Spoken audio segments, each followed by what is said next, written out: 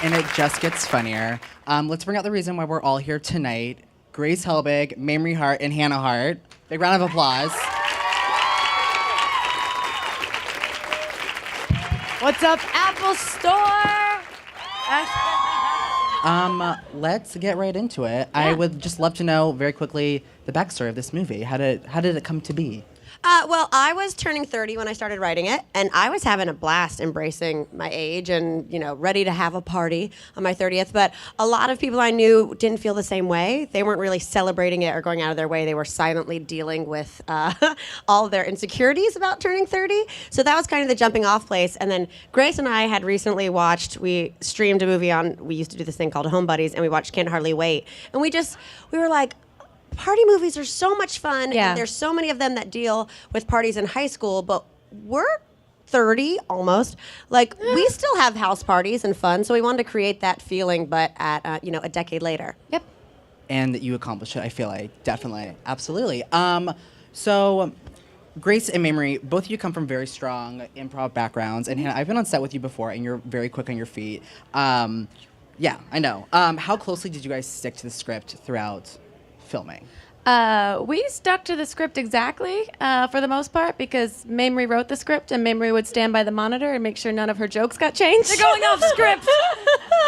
I was there every second, every shot. Didn't matter if I was in it. Yeah. But it's a great script, and there's very limited time when you're shooting a film, and there's a lot of other people involved, not just the three of us, and so any time wasted was affected.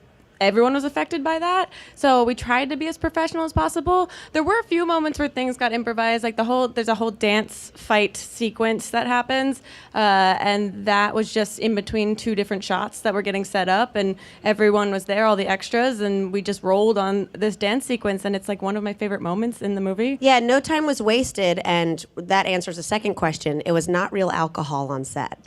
We were completely sober the entire time, honestly. So no real White Russians? No, I was drinking warm soy milk with fake ice. No. For 17 days. Yeah. Okay, so that's method for Her me. bones are so strong now. So strong. Mamrie, this is the second feature you've written, and how has the writing process changed since Camp Dakota? Oh, wow. I don't know. I wrote a book in between. So I think from that, I was just really excited to write in script form and dialogue again. It's different this time around because in Camp Dakota, it was mainly just the three of us in every scene of the movie. So juggling all the different storylines of this one and making sure that each one of them had their moment to shine, I think that was the big part. There was definitely a draft probably 9 months before we actually shot it where there were 4 characters and 4 whole storylines that didn't make it in because there's a limited amount of time, and if someone doesn't get their due, what's the point? Kill your darlings, as they say. Wow. That's a phrase. Relax. Am I But also, this time around, I feel like you got to do what you do best, which is write jokes. Like, Camp Dakota was funny, but there was more sweet moments than, laugh out loud funny moments. And this, you just got to throw in joke, and it really shows. It's a laugh out loud movie. Thank you. Yeah, I watched this movie at my desk at work, and I'm just sitting there with my headphones on cackling. And Yay. It wasn't a great office situation, but it was an enjoyable movie. Awesome. I want to know, so in the movie, Kate is very fixated on this letter that she gets in the mail. Yeah. This is not a spoiler, this is the plot. I promise. And it's all about, this is who I'm going to be when I turn 30. What did you guys think you were going to be when you grew up when you were kids? Oh, we began this question a lot, and it's always so interesting to kind of try and reflect on the person you were when you were 16, let's say. For me, I genuinely thought when I was 16, I had such small aspirations. I was like, I'm gonna have a husband, and I was like, I'm gonna have a husband, Hannah. Yeah, that's the ticket. Were you Mr. Burns when you were 16? Yeah, I was just Place the house. just put it there. And kids. And I was like, and maybe I'll be a teacher, I was like, I just wanted to have a family and make sure I was happy and just really as simple as possible. So I fucked that one up. No, but yeah. And so I think that really, but those were my dreams at that moment. in time, regardless of whether or not they were rooted in like a deeply seated homophobia. But my It dream just got rural. but no, so now I never expected to be this person sitting here today, and I'm so happy to be this person that it's just such a pleasant surprise. We're happy you're this person too. Yeah, thanks, we're man. very pleasant. Yeah, we're really happy. If you had a husband and kids, I don't think we'd hang. No.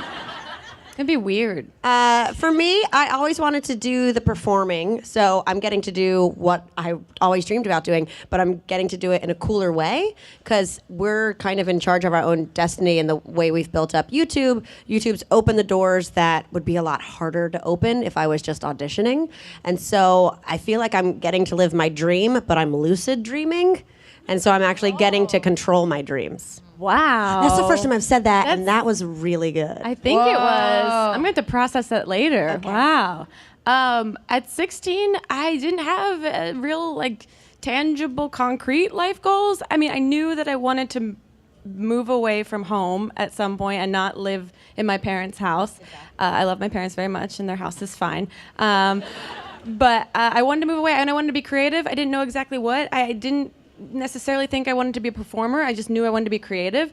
And then I just sort of tackled life a couple months at a time. I've never had a long-term plan, which has been really helpful because I think one of the hardest things, and it's a huge theme in Dirty 30, is managing your own expectations for yourself. So it's great to set goals, but it's also great to realize that if you don't achieve those goals, everything can still be okay. Or that the goals change. I mean, we've talked about this before in the last week when we've been discussing the movie, and that we all have gotten this incredible boost and this incredible career lift from the internet. And when I was 16, the internet was AOL dial-up. And if someone called, you got bumped off. I'm old, y'all. Yeah, she said in an interview earlier today that she didn't think that she'd be working on the net. And she said it unironically. The net. Yeah, no sarcasm, just authentically what she felt. Well, so that's what I'm saying. It's we couldn't even have guessed this would be our career because it didn't exist. It's true, and as my friends and people in my age group turn 30, it's interesting to see those who are still pining after their teenage dreams and are actually unhappy in their current life because that life doesn't reflect what they thought it would be. And I always just think, what a waste. Instead of, yearning for something that you don't have, why don't you appreciate and try and focus on what you do have and be like, okay, I have this, this, and this, but maybe I want a more creative outlet. So with my resources, what can I do to have a more creative outlet? Instead of thinking, well, if I'm not literally Brad Pitt, then I am unhappy. But so many people think that way. You would be a great career counselor, I feel like. Yeah. I want you to just, be my HR manager and help me out. Good advice. Now that I have you all here, I do want to roll a clip. Ooh. Oh, yeah. Let's go to a clip. I feel like that clip kind of gave a great intro to the characters. I want to talk about the characters really quickly. Is there a bit of Hannah and Grace within their characters? Oh, absolutely. Okay, tell us more, Yeah, James which Lipton. song? I saw names like that, and I was like, oh, here we are, so fancy. Actor. Absolutely. I mean, Hannah's talked about it before. Tell them how you discovered how like your character you are. When I first read the script, I was very surprised because my character Charlie, the main plot line that they follow is that they challenge a much larger person to a series of competitions throughout the night, and I was really surprised by that because I was like, oh, someone who's really competitive, that's not like me. Thanks so much, Mamrie, for giving me a role that's really gonna stretch me as an actor. And she was like, what are you talking about? Because I guess that when I get drunk, I get a little competitive. But also when you're sober. We literally were just doing an interview an hour ago, and we were playing Two Truths and a Lie, and you were winning, and the girl didn't acknowledge that, and you said, no, but I'm a point ahead. It's not about competition. It's about accuracy. If Mamrie was a point ahead, I would say Mamrie is the one who is a point ahead. You know what I mean? It's accuracy. I just happen to often be winning. All right. And Grace's character, Evie, I feel like is a combination of her and me a little bit.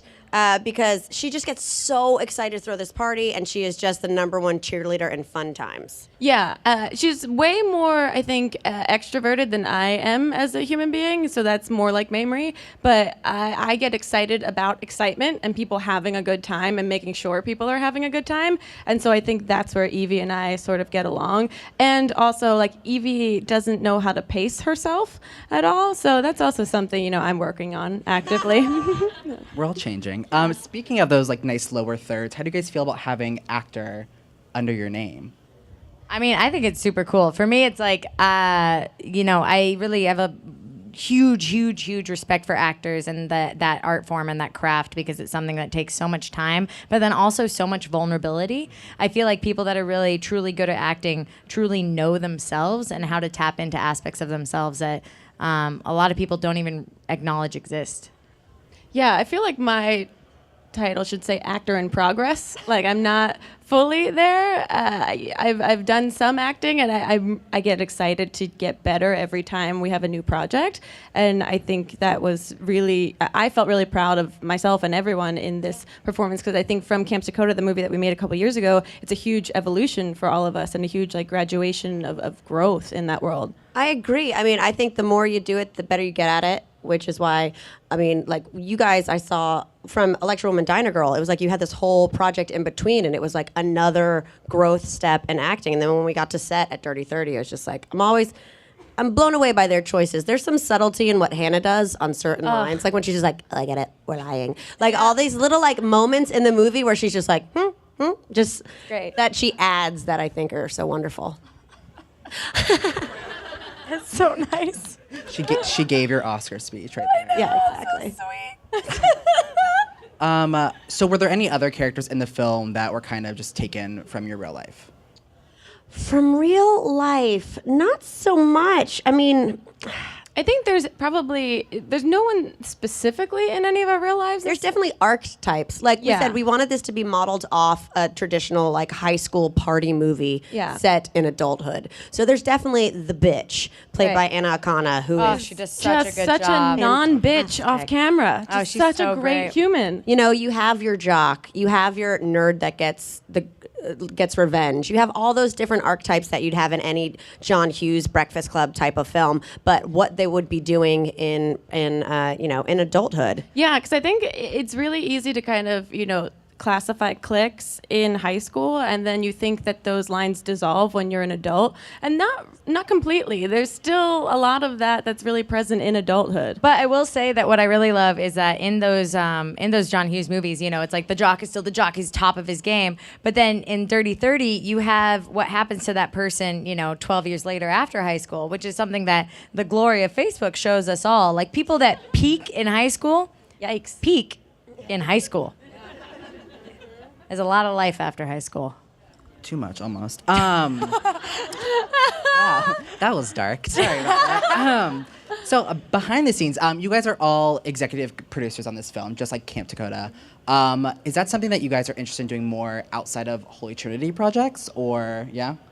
Absolutely. I think we all want to develop things. None of us have vanity about our ideas. So I know every time we're going into a different project, be it writing it or from a producing aspect, we always go in with a matter of, we don't have to be in this. We just want to make sure it's the best it can be.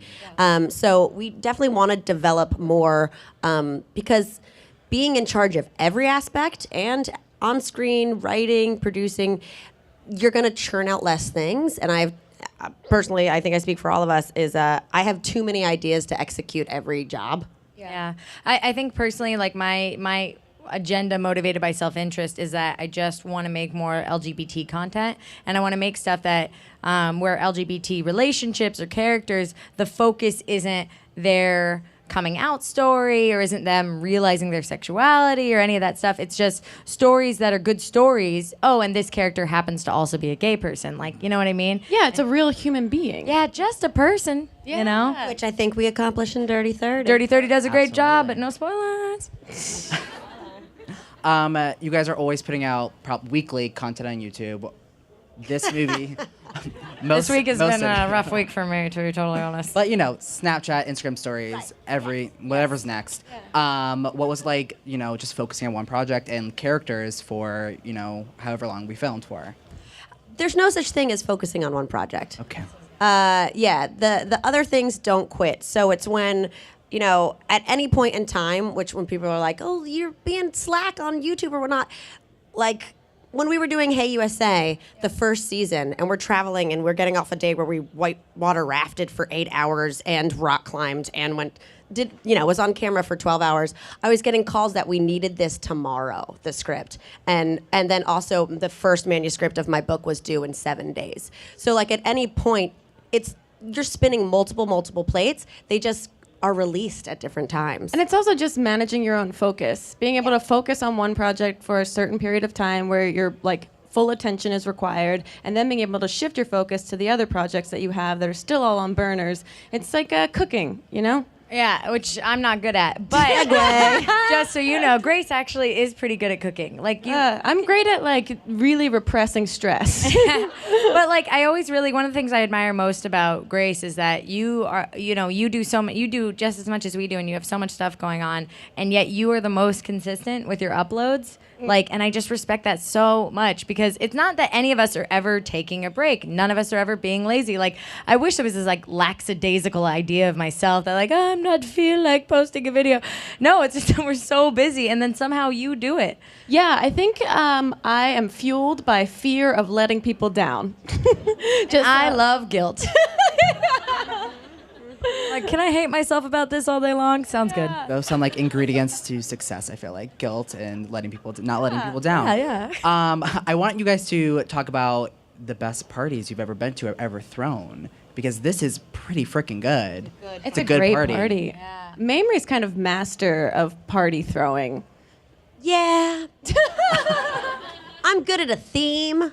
I've thrown very good theme parties throughout my life, but also the key to throwing a good party is being the guest that has the most fun. Yeah. So like, if you're the host, you should also be having the most fun. And too many people, they get so wrapped up in, is it going to be perfect? Is everyone going to show up? Are we going to have a good time? Is everyone okay? That they themselves don't have a great time. Yeah. And it's a trickle-down effect. If the host is having fun, everyone else is having fun. Speaking of great parties, we had a premiere party 2 nights ago. Woo.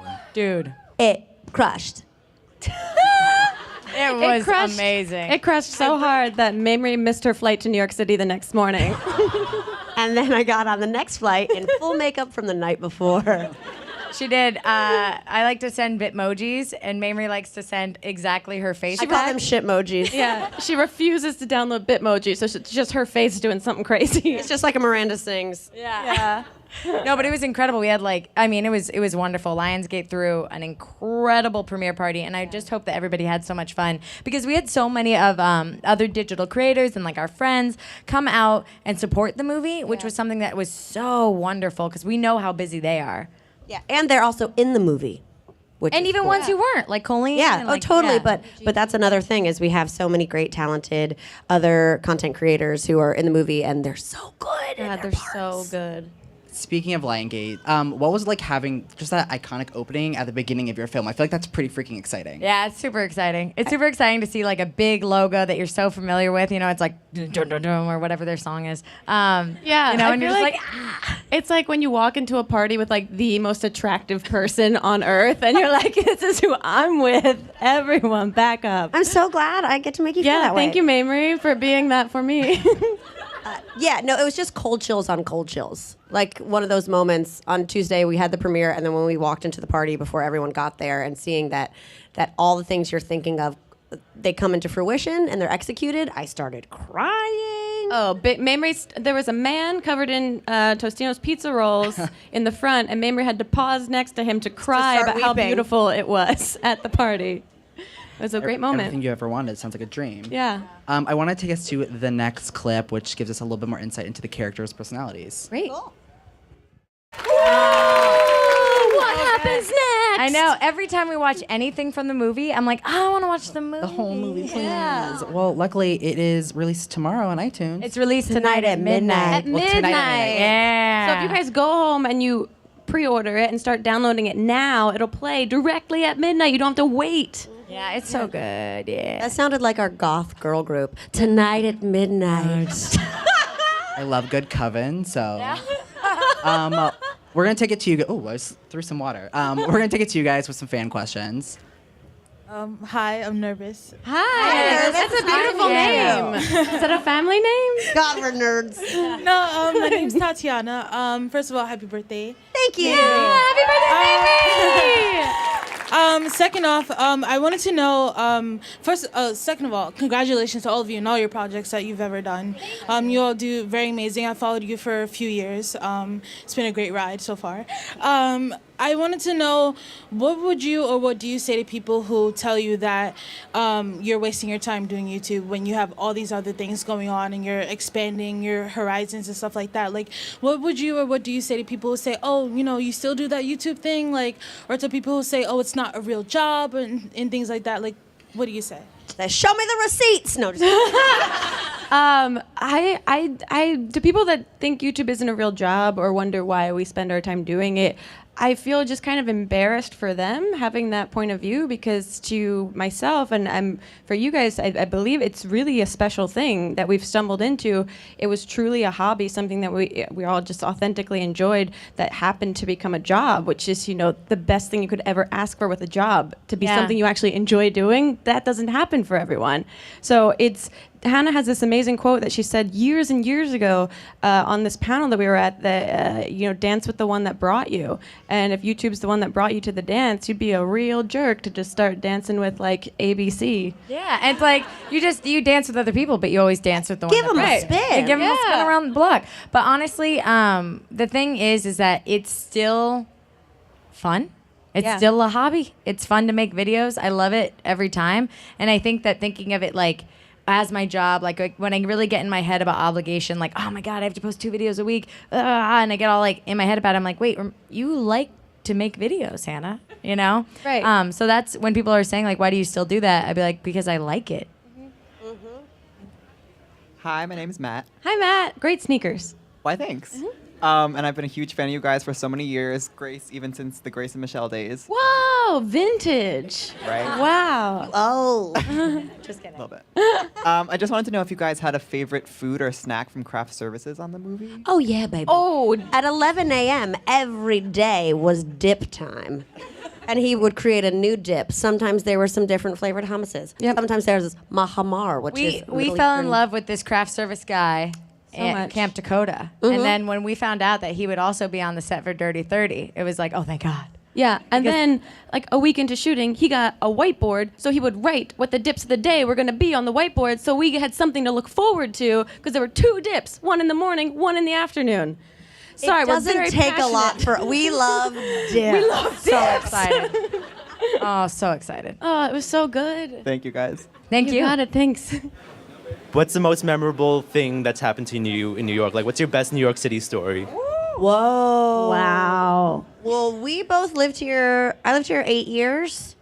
Yeah. Yeah. I was here 5. I don't know if I have the best story, because there's so many memes that you make, and there's so many different versions of your life, and going from 22 to 30. But I think I'm just really proud. I moved here with a deflated air mattress and $400. Wow. And so I think the thing the biggest memory is like how insane I felt in an empty apartment with like 3 sweet potatoes to eat for the week. Yeah. And just like the pride of living here is difficult. Like it's a part-time job in and of itself. So you should be very proud that you've lasted 33 days. Yeah. And just to keep going, because you're gonna meet amazing people around you, and no one's gonna let you fall. It's the most magical city, because so many things can happen here. As difficult as it is, it has such rewards too. So it's this balance. One of my favorite stories that Mamrie actually threw me a birthday party in New York, in Brooklyn, one year, because I hate throwing parties for myself. I get very anxious about it. And so she's like, "I got you," like last minute. And so she threw it at this bar. But we were meeting at another bar first, and then walking over, and she came and she's like, she texted me like, "I have your birthday gift with me," and she brought me, she had like it was one of the green screens that folds up into that circle, and she had wrapped it up, and then she wrote diaphragm on Dental dam. Oh, dental dam. This is how deeply I've oppressed it. And she gave it to me at the first bar, so I had to carry it through Brooklyn Giant to my dental birthday dam. party, and then set it in the back where everything. Like I full on made a packaging. It was Yeah. a dental dam this big. Yeah, it was really great. So like memories like that can happen here. Oh, I'm excited Yeah. for New York City then. Yeah, concrete jungle. Hi. I was just wondering, as a creator, how many ideas do you have that just don't even make it to telling your friends about? Like, what's the ratio of things that don't even get started or created? Because, like, I want to create things, but sometimes I'm too intimidated to even begin. Oh my God, like 9 to 1? Yeah. Yeah. Well, yeah. Hey, which way? Well, you think about things all the time. You're like, oh, that's a good idea. Oh, that'd be cool. I don't make that. Maybe everything that seems time consuming, I don't do. It's true. It's true. I get really intimidated about failing, and so it's like I can only do something as quickly as I can get it done. I'm like, can I get this done right now? Okay, so then I'm not scared and I don't stop, which is why I think I stumbled onto YouTube. Says the girl who's written 2 books. Well, I was gonna say except for writing, but then I studied writing like my whole life. You know what I mean? Like that's like the way you feel about acting is the way I feel about writing. It's like, oh, same. Yeah. yeah. Totally. But it's also good to surround yourself with the people that can execute. Because Camp Dakota wouldn't have happened had we not met Michael Goldfein, who is one of the executive producers on it and also on Dirty 30. Hannah had just met him in a general meeting, and then I met him in a general meeting, and Mamrie met him in a general meeting. And once she told him about a script for a camp movie that she had been working on, he immediately was like, okay, when are we doing it? Yeah, block off 2 months this summer. Yeah. The script was not written. I had 20 pages of a script that had nothing to do with 3 friends. It was just about one woman. So I think there's a level of worrying it's going to take too long, but it's just starting it. It's just putting it down. And I think it's really important to surround yourself with people that you have zero embarrassment bouncing an idea off them. Yeah. And also people who will hold you accountable and be like, great, bitch, I want to see the treatment in 2 weeks. Totally. Like, show Yeah. it to me. And if you have a lot of ideas, but you have trouble picking, like which one, you're like, oh man, like I have these 5 things, they all seem equally cool. Then don't make the challenge, being like, which of these is the best idea? Make the challenge, which of these can I think about for a week? Yeah, I was going to say, some ideas seem great in the moment, and then 3 days later you completely forget about them, but there's always an idea that lingers that you're like, but that'd be really cool. And usually it lingers because you should do it in some way. Yeah, just start it. It's like when you have so much laundry, dirty laundry, and you're just like, I gotta do laundry for like a week. And it's like, just do your laundry. It's gonna take 20 minutes. So just start, just get that first sentence down, and then it's no longer a thing that just exists in the ether. It's a project you're working on. Hi. Hi. I'm Juliana. Hi, Juliana. So first of all, happy birthday, Mamrie. Thank you very much. I love you all so much. You're so inspiring. And I just wanted to ask, from filming the movie, what have you learned about yourselves as actors and each other as sort of just people? And what has changed between what you've learned about yourselves from actors from Camp Dakota and then up until Dirty 30? Great question. Wow. I would say the thing that I learned about myself as an actor is that I'm just so scared all the time. Like, I'm so insecure. Because it's like something I'm not confident about. And so it's like, I don't want to try different things. I don't want to trying to get comfortable with experimenting and because that's what good acting is, right? It's like bringing things to the role. But I'm so terrified of fucking up that I'm just like, blah, blah, blah. No. So Camp Dakota, I literally was like, these are my lines. No, you crushed it. That's how I felt. Well, no, that's how you feel. I'm not discounting your feelings whatsoever, but you hide it well. You act like you're confident. Yeah. So that's your greatest role. Confidence like is a that. lie. It's a lie. I've learned that the choices in I want to be more cognizant and watch playback more, which I'd never do, because even in my YouTube videos, I'll edit the video and just upload immediately. I don't like watching it back. It, for some reason, makes me embarrassed, and that's when mistakes happen. 20 minutes of black space just happens at the end of a video. constantly. And now it's charming, maybe, I don't know. But I don't watch playback a lot when I do stuff in the longer form content. And so the choices in my head that I think that I'm making that are big, when I watch the final product, I'm like, oh, that wasn't as bold as I thought in that moment I was making for that choice. And so I think it's really good to like force yourself to look at yourself, figure out what you want to change, and do it again. And don't be afraid to make those changes. Yeah, you have to analyze even if you feel like it's going to make you cringe. You know, it's athletes have to watch playback to see what they need to do differently. Right. And I think it's the same with acting. Yeah, it's like reading a second draft, or or getting notes. It's just like, okay, here you go, and you're like, look at the first ones. You're like, okay, okay. It's so scary.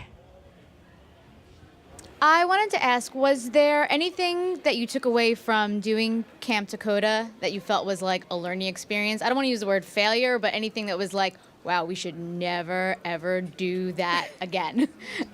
Never ever do that again. You know, I will say one thing that I wanted to do. Camp Dakota was magical, and I'm so excited that our first movie was so insular and the three of us. But I knew from that we had so much fun when anyone visited set or was in for like a day player role. So I just feel like our energies, like we're so in sync with each other that we need people who are very different from us to bounce off of, which is why in Dirty 30 it was like, we need all different types of characters and all different YouTube, but also just traditional sketch comedy or audition for the role. We need variety around us, and I think it really brings out, you raise your bar when there's other dynamics around. Yeah, I also think Camp Dakota was a very sweet film with a lot of heart, and because it's sweeter, the pacing's a little slower, so it's kind of like that film's like classical music, and this film's more like jock jams, which the pacing is, much quicker, and it's funnier, and it's,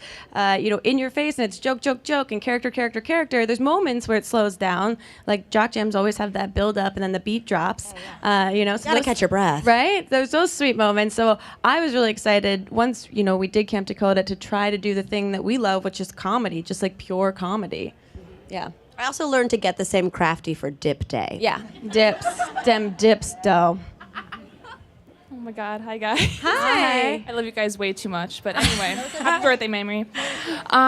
Really random question about the movie. Did you guys take advantage of the set and throw a party without the cameras rolling and without soy milk, and because why not? Wish, like, a person lives there. Yeah. Like, that was a house that we rented, and the owner from time to time would just wander around set with his dog off leash, to the point that I had to ask them if they saw the man, because I thought it was a ghost just wandering around the pool with a dog. And I was like, no one else is stopping this man, and he somehow is here with a dog just wandering around. That sounds like a ghost to me. Well, then they were like, no, that's the owner, and he wasn't Who died 40 years ago. No! Unfortunately, we weren't allowed to take advantage of this awesome, huge place. I think the closest it came was when we wrapped out. We shot there for 2 weeks, and then we went dark a week for Thanksgiving, and then shot all the scenes that aren't at the party, all the lead up and the scenes subsequent towards the end, which was very fun to go dark over Thanksgiving when you need to not look bigger a week later. Oh, she's got a crop top. A crop top. And I was like, wait, we're coming back after Thanksgiving and continuing to shoot in the crop top? What? No. I think the closest we came was the last night at the house when we knew we were getting a break. Just the camera crew just rolled in with like 2 coolers of beers. Yeah. Yeah. That's about it. But we had to sit on the steps, though. We couldn't even go in the house. But that's why there's a difference between work and play. Work hard, play hard. It's like when you're working, you're working. But that's why our premiere party was that much more fun, because we finally got the house party that we had wanted the whole time that we were shooting. That premiere party. Yeah, we was did. awesome. Yeah, we did. Yeah, we did. I think I still feel hungover from that premiere party.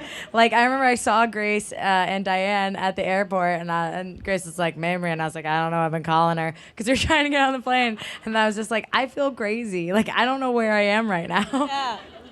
It was awesome. I went to a Q&A. We crashed the screening last night in New York. And when I got there, I had sleep lines from my jacket, like a Mike Tyson tattoo still on my face from the plane. Yep. So, yeah. All right. I want to thank you all for joining us, and I want one last round of applause for these lovely ladies.